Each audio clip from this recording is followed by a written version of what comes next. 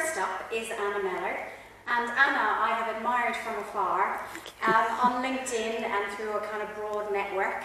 And we now have met previous to this through our mutual interest in work at Birkbeck in organisational psychology.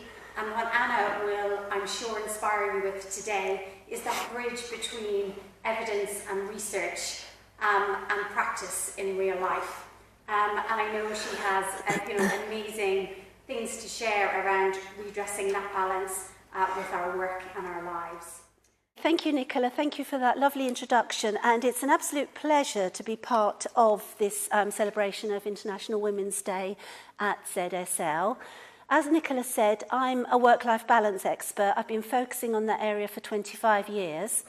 And much of my work is actually in the corporate world. So the working world has a problem. Employers have a problem, and that feeds into career-minded women who have a problem, which then feeds back into employers. And for employers, that problem is that women are underrepresented in senior levels in the corporate world. So those of you who've come across Caroline Criado Perez's book, she makes a compelling case for why we need women at all levels and in all sectors. The gender pay gap figures, which we've had for now coming up to the third year, are showing that there's a lack of women in senior roles in the corporate world. And the Chartered Management Institute a couple of years ago launched an initiative to find over 1 million women managers to progress through the pipeline. So women are still underrepresented at those more important senior levels. And for those who doubt that it's important for women to be represented in all levels and all sectors, this is just something that I came across from Twitter, which shows what can happen when you just have a bunch of men putting together a product. And I particularly like the comment about this could have been solved with one focus group of one woman. So that's a kind of a jokey issue. And Criado Perez actually makes some more serious issues about things like Kevlar vests and artificial hearts and the impact on women in just having male teams designing those. But I think, we recognise the arguments. Women also have a problem in that they are, as a result of the issues going on in the corporate world, they're compromising, they're settling, they're holding themselves back, or they're dropping out altogether. So the research evidence from working families, for example, has now for 3 years, that's the 2019 report, there's since been a 2020 report, for 3 years running, the Working Families Report has said that working mothers in particular are holding themselves back from promotion because they are concerned about how to make the work-life balance work.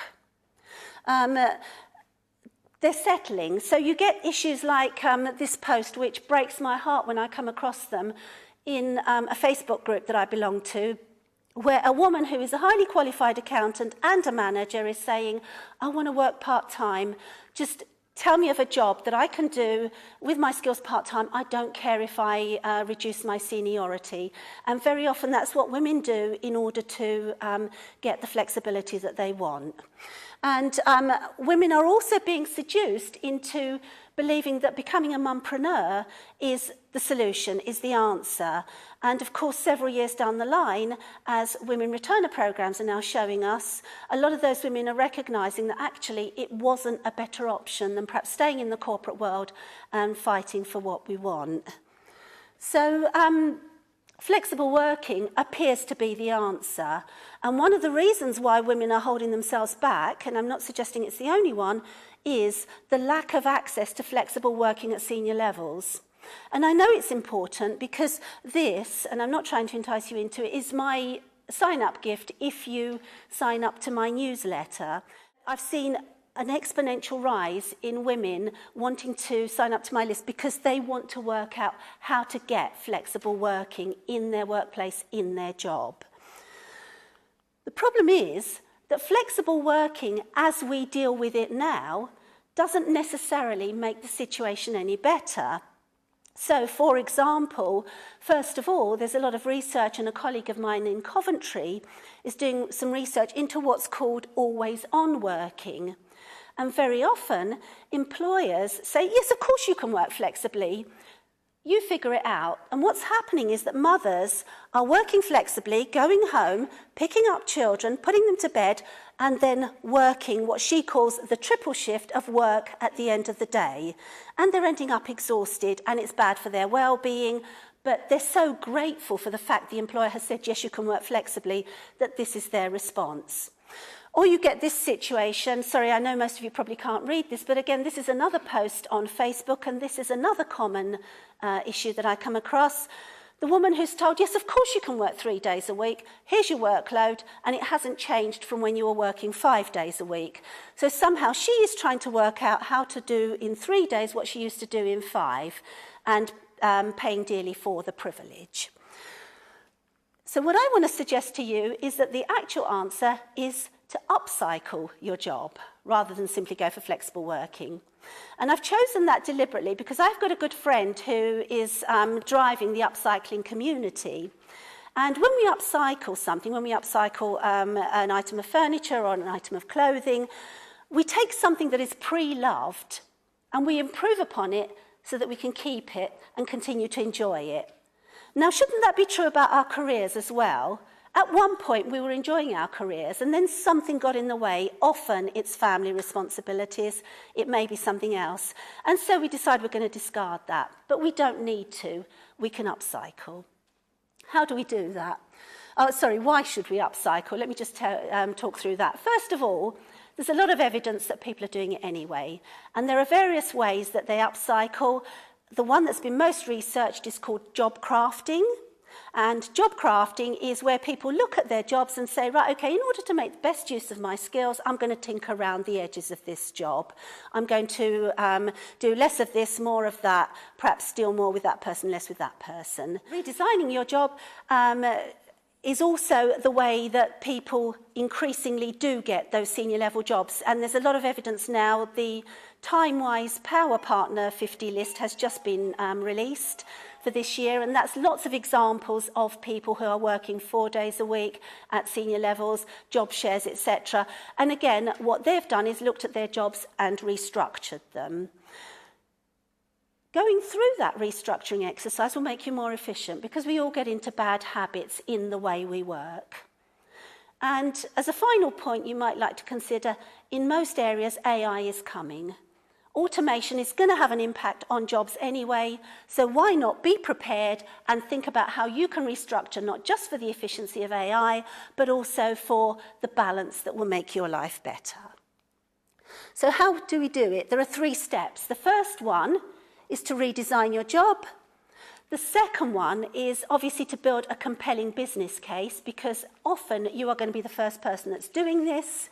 And the third is, I recommend using aspects of positive psychology to focus on getting a win-win outcome. The first thing about redesigning your job is to look at what you can eliminate, automate, or delegate.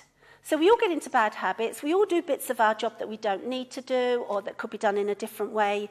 So getting rid of those is going to make you more effective. So ask yourself, what are your key skills? What are the things that you've actually been hired to do? And where do you add most value to your employer, to this organisation? So what's getting in the way of you doing that job? And very often there'll be, we'll recognise the usual suspects, too many meetings, too many emails, trivial requests from other people, etc., etc. There'll be things that will get in the way of you doing the work that you should be doing.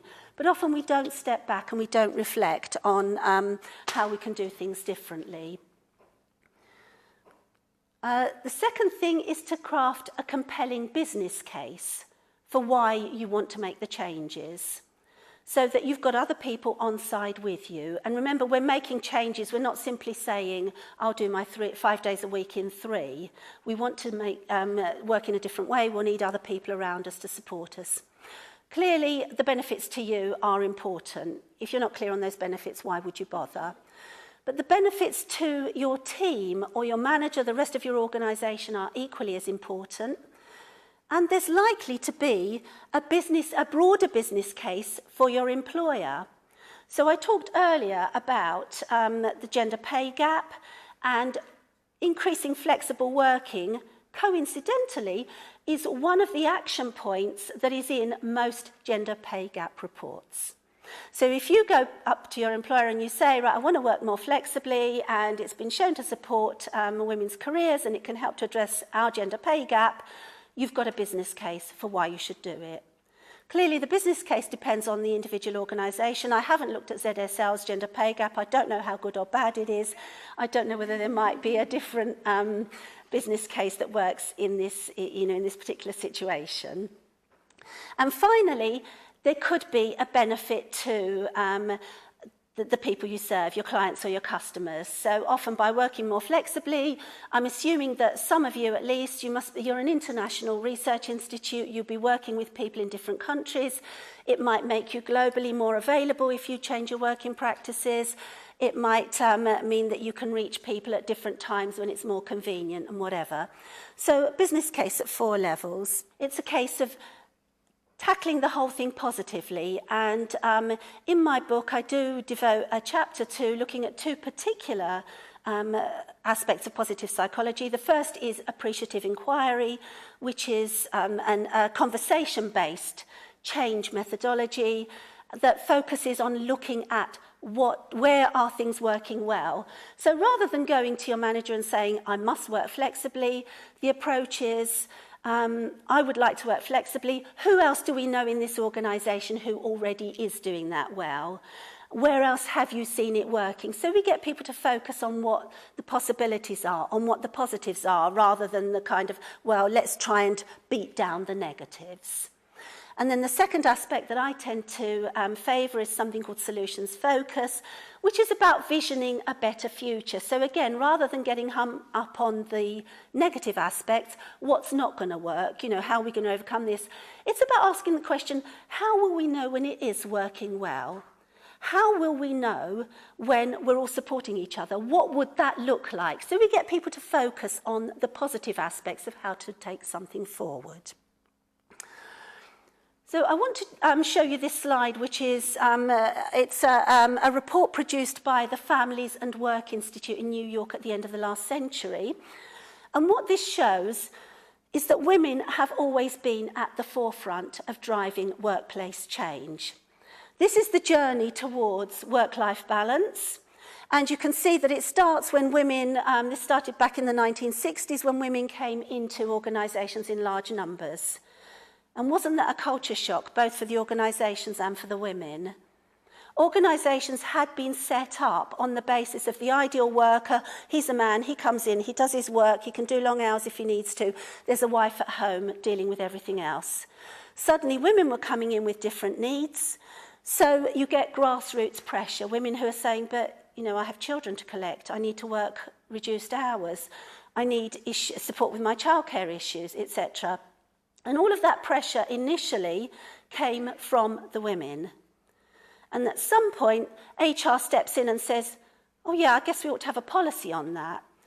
Now, for most organisations, we are at the policy level, and certainly in the UK, one of the reasons we're at the policy level is because of the legislation we have had from Europe that supports women in the workplace. But that's not to say that those policies will address everything, and we still need a lot of that grassroots pressure to move on. The third step in the journey is to win people's hearts and minds to thinking that, yes, we ought to be reshaping work to support all of us to work both more effectively and also in a more balanced way so that we're looking out for our well-being. And then obviously the final stage then is we actually get to the job redesign aspect. So I want to leave you with the message that Sunday is International Women's Day. This year's hashtag is Each for Equal. It's very easy to think, right, okay, that means men ought to be stepping up to help us.